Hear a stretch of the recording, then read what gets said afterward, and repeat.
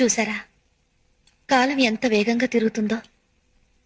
చదువు లేనివాడని మీరు చిన్న చూపు చూసిన మనిషి దగ్గరికి చదువుకున్న మీ భర్త కోసం ఉద్యోగం అడగడానికి వచ్చారు.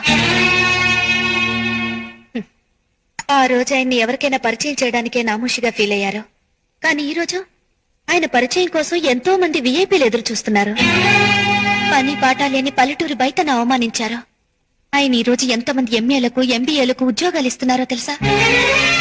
నేను మిమ్మల్ని ఎత్తిపడవడం లేదు, ఎదుటి మనిషిని తక్కువగా అంచనా వేయడం తప్పని చెప్తున్నాను. సాధారణంగా ప్రతి మగాడి విజయం వెనక ఒక ఆడది ఉంటుందంటారు.